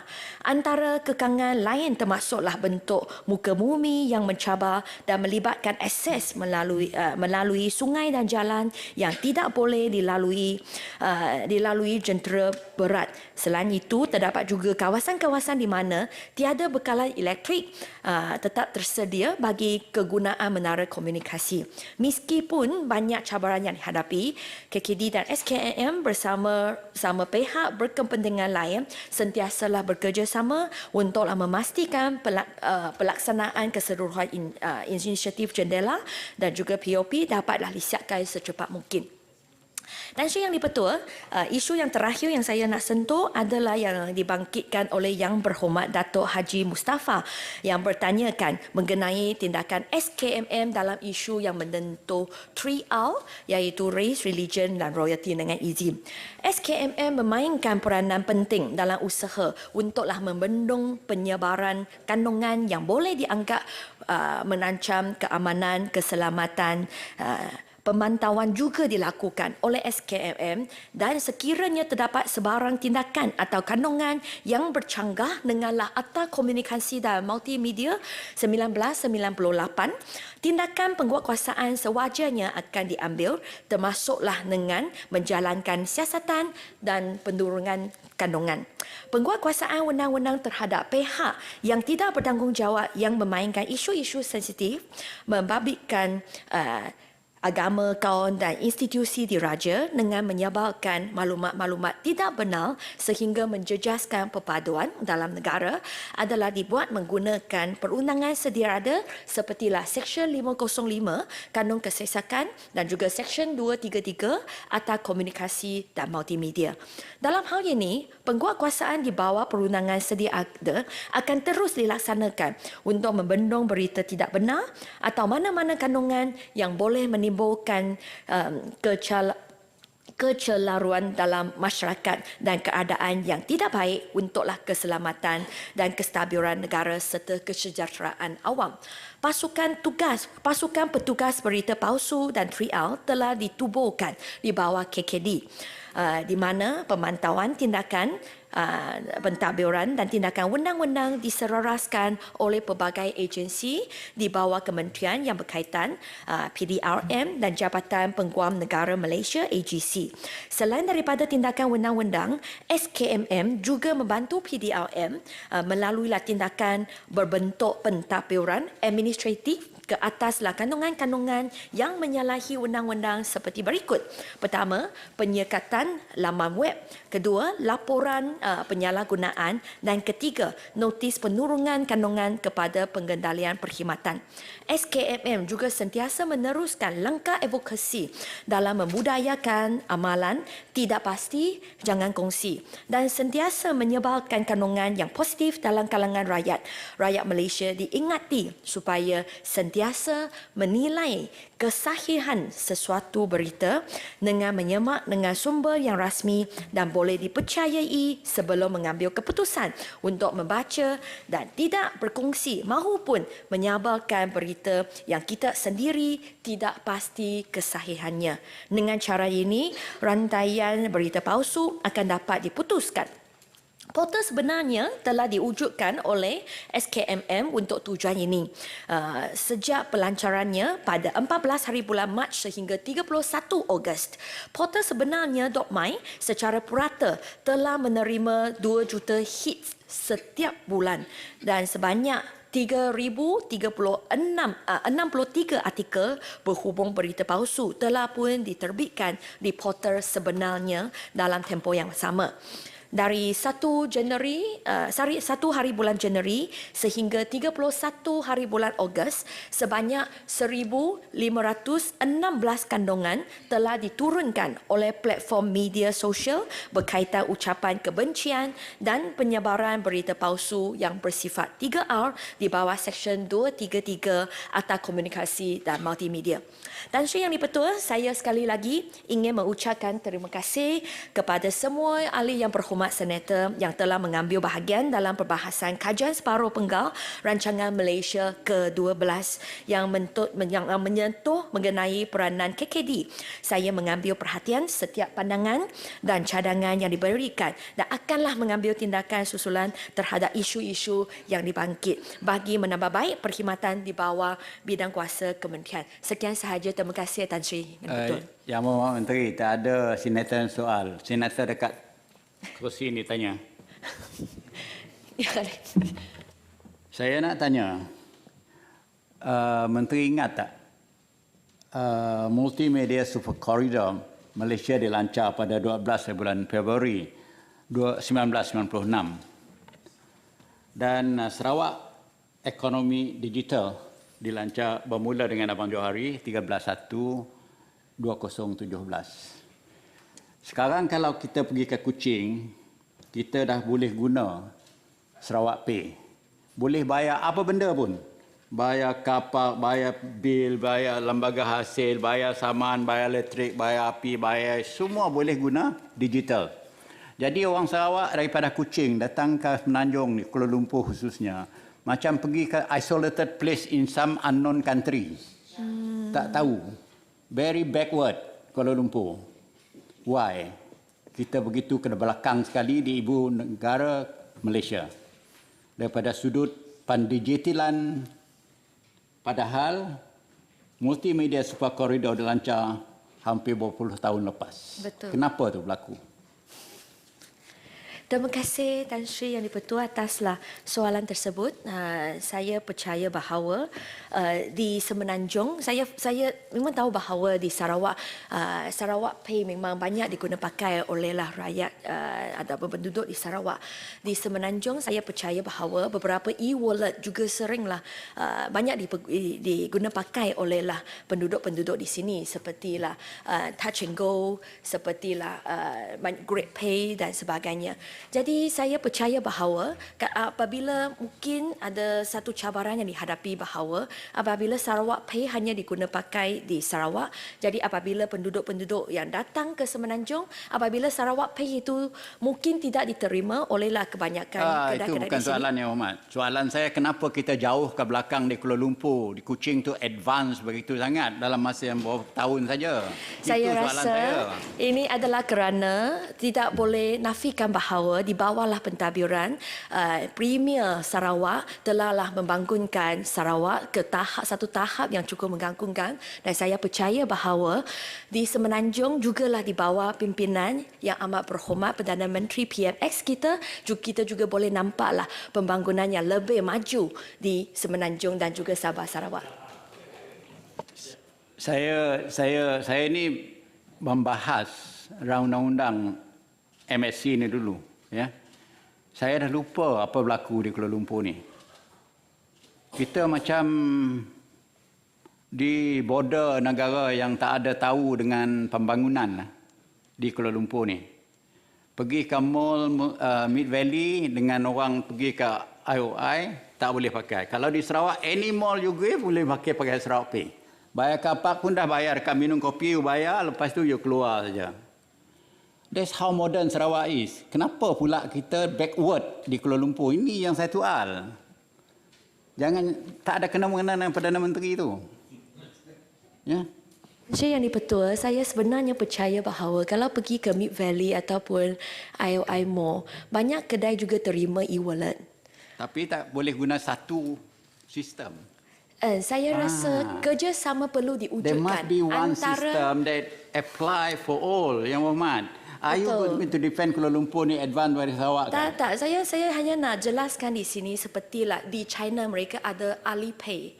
Tetapi sekarang untuk warga Malaysia yang tak ada Alipay, kami pergi ke China, kami sebenarnya juga boleh guna pakai Touch and Go punya e-wallet.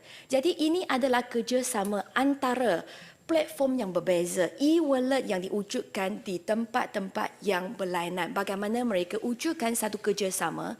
Jadi sepertilah hari ini untuk Touch 'n Go punya e-wallet, pergi China boleh guna pakai, pergi Singapura juga boleh guna pakai, pergilah Japan, saya dimaklumkan bahawa juga boleh guna pakai. Jadi ini adalah tahap kerjasama antara platform-platform yang berbeza untuk pastikan bahawa memang bukan sahaja Sarawak, Semenanjung, tetapi di luar negara, banyak negara juga ada sistem e-wallet mereka sendiri. Tetapi sekiranya ada kerjasama, jadi Sarawak Pay boleh diguna pakai di Semenanjung, Touch 'n Go e-wallet juga boleh diguna pakai di China, di Japan dan juga negara-negara yang lain. Ini adalah kerjasama di antara platform e-wallet yang perlu diwujudkan. Terima kasih, Muhammad Yang Dipertua. Saya cadangkan pergi ke Sarawak lah belajar. Yang Muhammad Yang Dipertua. Sila. Saya sebut Yang Berhormat sebab senator kata tadi pun senator juga, jadi boleh jelas sekali. Saya mencadangkan atas pandangan yang sangat proaktif, terbaik kalau boleh kementerian bawa balik perbincangan atas cadangan itu untuk dapat dilaksanakan secara lebih konkret seperti yang berlaku di Sarawak maupun kalau boleh di Kuala Lumpur nanti lebih advance daripada Sarawak. Terima kasih. Saya terima baik cadangan yang dikemukakan oleh Yang Berhormat Senator. Terima kasih Tan Sri Yang Dipertua. Terima kasih Muhammad. Saya jemput Kementerian Pendidikan. Saya ucap terima kasihlah Menteri sendiri datang ni. Ini bukan Dewan Timbalan Menteri ya. Ini Dewan Senat, Dewan Upper House.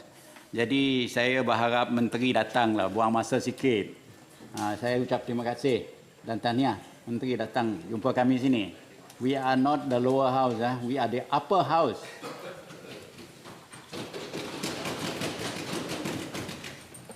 Terima kasih Tan Sri Speaker. Bismillahirrahmanirrahim. Assalamualaikum warahmatullahi wabarakatuh. Pertamanya saya ingin merakamkan ucapan terima kasih kepada semua kepada ahli yang berhormat yang telah bangun dan membangkitkan isu-isu yang terkait dengan pendidikan. Sebagai kementerian yang paling banyak menerima soalan dan jawapan yang paling tebal, saya cuba untuk berlaku adil pada semua, khususnya yang terkait dengan mereka yang berbahas, mereka yang akan bangun mencelah dan seterusnya meminta penjelasan. Mana-mana yang saya tidak sempat bangun yang berhormat, yang tidak sempat saya jawab yang berhormat, akan saya susul tindak dengan jawapan bertulis sebagaimana resam Dewan Yang Mulia ini. Ahli yang berhormat dan Tan Sri Speaker, Yang Amat Berhormat Perdana Menteri dalam ucapannya telah pun menegaskan berkaitan dengan pendidikan, khususnya penegasan 7, menambah baik bakat tersedia masa hadapan. Dan ucapan di dalam Dewan ini telah dibacakan oleh Menteri Ekonomi. Atas sebab itu, agenda mengislahkan sistem pendidikan terus menjadi aulawiyat atau keutamaan Kementerian Pendidikan Malaysia, khususnya yang melibatkan dasar, kurikulum, pentaksiran, integriti keguruan yang melibatkan pembuat kebijakan pendidikan, pemegang taruh serta komuniti di akar rumput. Yang berhormat, bagi terus memperkukuh agenda ini, KPM akan terus memastikan sistem pendidikan negara, khususnya sistem pendidikan negara kita ini diberi ruang agar ianya tangkas kepada perubahan, khususnya perubahan-perubahan yang berlaku sepanjang zaman. Saya ingin memulakan Dewan ini dengan penggulungan ini dengan menjawab kepada persoalan yang dibangkitkan oleh ahli yang berhormat Senator Datuk Seri Profesor Dr. Awang bin Sarian. Beliau telah menyentuh tentang peri pentingnya falsafah pendidikan kebangsaan. Untuk makluman ahli yang berhormat, falsafah pendidikan kebangsaan yang mengaspirasikan pembinaan insan yang seimbang dan sepadu tidak boleh hanya indah di atas kertas, tetapi mesti dijelmakan dengan proses dan mekanisme pelaksanaan yang berkesan. Oleh itu, yang berhormat, KPM serius dalam memastikan falsafah pendidikan kebangsaan ini terus menjadi tunjang kepada perubahan-perubahan yang sedang dan akan dilaksanakan dalam sistem pendidikan kebangsaan. Ahli yang berhormat sekalian, bagi terus memperkukuhkan falsafah pendidikan kebangsaan, peranan guru yang membangkitkan roh dan jiwa sebagai sumber dan kunci utama dalam proses keberhasilan pendidikan diberikan keutamaan. Dari sederet instrumen tersebut, gurulah ujung tombak dalam semua instrumen pendidikan. Roh guru yang mempunyai kekuatan mendidik dan menumbuhkan generasi yang berpaksikan falsafah pendidikan kebangsaan akan dapat menyelamatkan generasi kita daripada menjadi generasi labu-labi. Generasi labu-labi adalah tragedi kepada negara kerana generasi ini sangat lemah hanya mampu menyanggah penindasan, kezaliman, pembodohan dan ketidakadilan Haji Bakhil hanya di dalam mimpi. Sebab itu pendidikan ini harus mengeluarkan anak-anak kita daripada pembodohan, daripada ketidakadilan dan memberikan ruang dan akses pendidikan yang sama kepada semua. Untuk itu yang berhormat, KPM kini berada dalam gelombang akhir Pelan Pembangunan Pendidikan Malaysia 2013-2025. Dalam usaha melengkapkan PPM 2013-2025 ini, KPM memastikan tunjang utama sistem pendidikan iaitu kurikulum kebangsaan akan terus kekal relevan. KPM akan memberi penekanan kepada pendidikan manusiawi dan pembinaan karamah insaniah ataupun human dignity dengan izin melalui pembentukan adab, akhlak dan integriti. Tuan Sri Pertua, kalau Silakan. boleh diizinkan mohon penjelasan. Terima kasih kepada Yang Berhormat Menteri Pendidikan yang telah memberikan janji dan jaminan berterusan ucapan tahniah. Saya sekadar mau bertanya tentang keperluan soal mekanisme tadi memantau pelaksanaan falsafah pendidikan kebangsaan. Sangat praktis pada era 80-an, 90-an apabila pengetua, ketua bidang, panitia membuat pemantauan secara terancang dan itu arahan daripada pusat. Jadi dengan demikian guru dipastikan akan melaksanakan soal-soal yang berkaitan dengan mekanisme penerapan atau pelaksanaan falsafah pendidikan kebangsaan. Sebagai contoh, untuk kita ingat kembali apa yang telah dilakukan oleh KPM waktu itu, pengetua, ketua bidang, ketua panitia ada jadual memantau pengajaran P dan P guru di kelas. Adakah mereka melaksanakan 5-6 bidang yang biasa saya sebut sebagai bidang merentas. Ilmu merentas kurikulum, kemahiran berfikir, kritis merentas kurikulum, nilai murni merentas kurikulum, bahasa kebangsaan dan sebagainya. Jadi pernah saya tanya kepada seorang Menteri Pendidikan sebelum inilah, yang saya nampak sekarang tinggal merentah desa saja. Jadi kerana tidak ada pemantauan di pihak pengurusan sekolah, jadi saya kira pihak kementerian patut kembali kepada mekanisme yang sangat praktis dan tidak susah tetapi sangat berkesan dalam memastikan falsafah kebangsaan, pendidikan kebangsaan itu terlaksana. Terima kasih, Muhammad. Terima kasih Yang Berhormat. Saya ambil penuh pandangan yang tersebut dan saya ingin memberikan jaminan sekali lagi Yang Berhormat bahawa apa yang diperkatakan oleh Yang Berhormat itu sememangnya masih lagi menjadi teras di dalam Kementerian Pendidikan Malaysia kerana falsafah pendidikan kebangsaan ini adalah yang menjadi tunjang kepada keseluruhan pendidikan negara. Ahli Yang Berhormat, seterusnya Senator Datuk Haji Mustafa ada? Baik.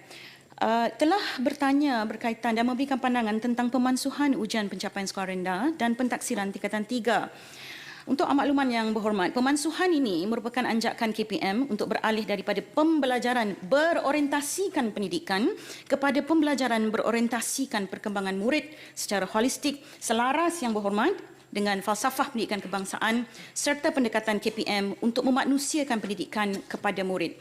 Susulan pemansuhan tersebut, KPM memberi tumpuan kepada pemerkasaan pentaksiran berasaskan sekolah, melibatkan komponen pentaksiran bilik darjah, pentaksiran aktiviti jasmani, sukan dan kurikulum serta pentaksiran psikometrik.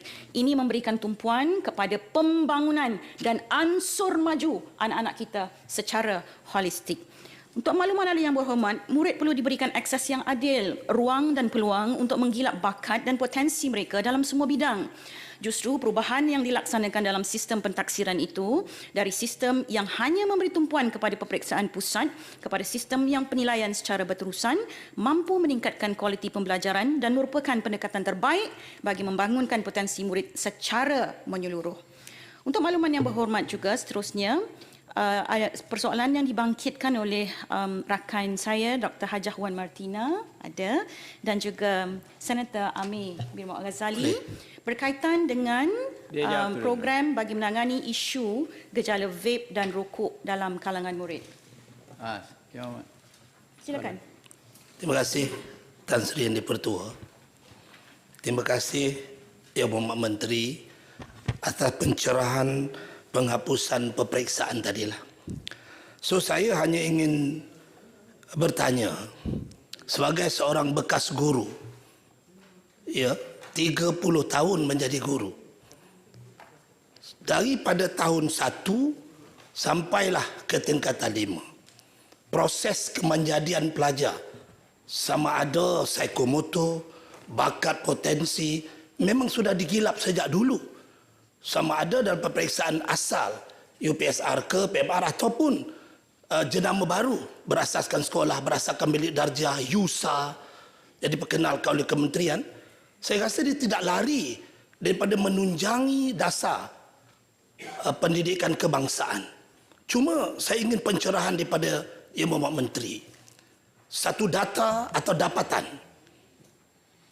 Setelah kita hapuskan peperiksaan berpusat ini dan berasaskan sekolah, apakah kemenjadian pelajar itu ternyata lebih hebat?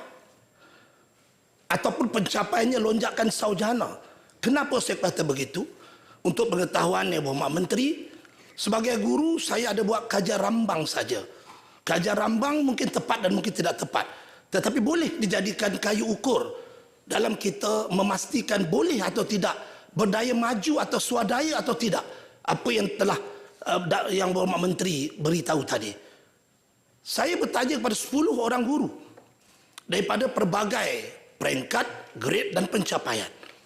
10 guru mengatakan bahawa sistem peperiksaan berpusat itu lebih nampaknya baik kalau berbanding dengan berasaskan sekolah. Tepukan itu menunjukkan Wabi Senator pun sokong.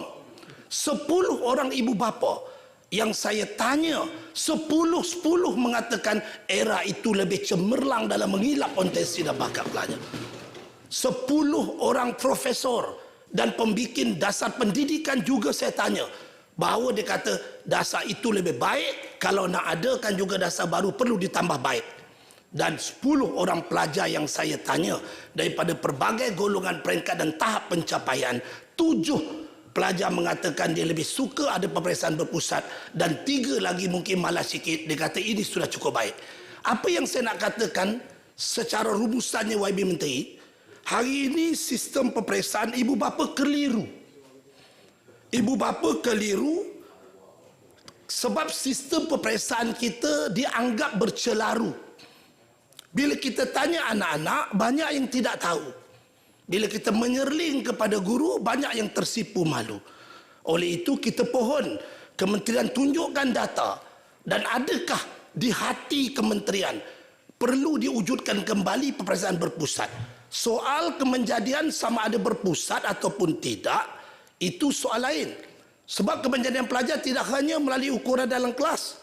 Sebab itu kalau berpusat, soalan dibuat di lembaga peperiksaan. Seluruh Malaysia sama. Tapi kalau kita tengok hari ini Yang Berhormat Menteri, Datuk Yang Dipertua, kalau dia pakai berasaskan sekolah, ataupun berasaskan bilik darjah, ataupun USA, soalan itu hanya diambil daripada tabung bank soalan lembaga peperiksaan. Boleh diambil, boleh dibuat bila-bila masa, tarikhnya tak sama. Soalannya mungkin sekolah A lain, sekolah B lain, tarikh di Terengganu lain, Negeri Sembilan lain. So roh dan jiwa peperiksaan itu tidak menjalar ke akar umbi, dada dan jiwa pada pelajar. Kalau kita lupa itu, satu Malaysia BM hari ini. Yang Muhammad, lain. Terima kasih. Bagus ucapan, tetapi soalan apa tadi? Soalannya minta pohon. Yang itulah tunjukkan data. Terima kasih Yang Berhormat. Saya tidak ada masalah dengan pandangan itu. Itulah bezanya dari segi generasi, pandangan dan juga dasar, dan juga melihat kepada keperluan pendidikan pada hari ini. Saya di peringkat Kementerian Pendidikan Malaysia, pihak kami telah pun mengadakan pelbagai sesi libat urus.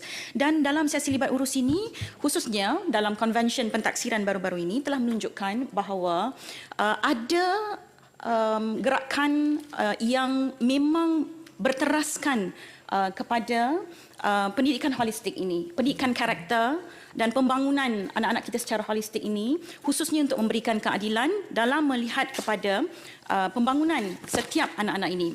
Dalam masa yang sama, Ahli Yang Berhormat, berkaitan dengan data itu, saya rasa tidak ada masalah. Memang kita ada data, kita ada petunjuk-petunjuk, dan yang paling penting adalah untuk memberikan, memastikan akses yang adil, ruang dan peluang untuk anak-anak ini dalam semua perkara yang khususnya melibatkan pembangunan mereka itu sendiri.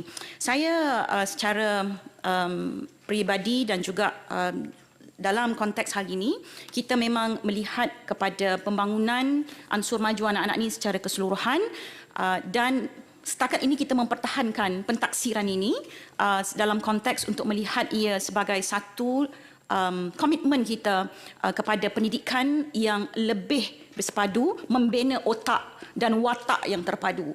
Ya, jadi sebab itu ahli yang berhormat sekalian, saya fikir untuk data ini kita boleh berikan, tak ada masalah, dan juga yang paling penting adalah bagaimana ahli yang berhormat sekalian juga mampu memberikan komitmen dan juga melihat bersama proses ini. Sebab itu saya tekankan tadi, inisiatif-inisiatif ini berlangsung dalam Pelan Pembangunan Pendidikan. Kita juga telah melaksanakan kitaran kurikulum dan juga sedang membina kurikulum baru 2027. Dan semua libat urus ini berlaku dan melibatkan tumpuan-tumpuan kepada perkara-perkara yang dibangkitkan oleh ahli yang berhormat tadi. Seterusnya, saya ingin menjawab berkaitan dengan yang dibangkitkan oleh Hajah Wan Martina dan Senator Amir berkaitan gejala vape dan rokok. Program I Am Free merupakan program kerjasama antara Kementerian Kesihatan Malaysia dan KPM. I Am Free adalah satu program pendidikan pencegahan amalan merokok dalam kalangan murid sekolah rendah dan juga komponen ini telah dilaksanakan di prasekolah melalui sisipan dalam program Tunas Doktor Muda di seluruh negara. Untuk makluman yang berhormat, KPM memandang serius gejala salah laku sosial termasuk masalah vape dan rokok dalam kalangan murid dan sentiasa memberi peringatan kepada JPN, PPD dan sekolah. Dan khususnya surat siaran KPM bilangan 17 tahun 2015 iaitu larangan penggunaan rokok elektronik atau vape di sekolah. Kita juga telah mengambil inisiatif program pendidikan pencegahan dadah melalui surat keling ikhtisas KPM bilangan 3 tahun 2004 dengan memperkasakan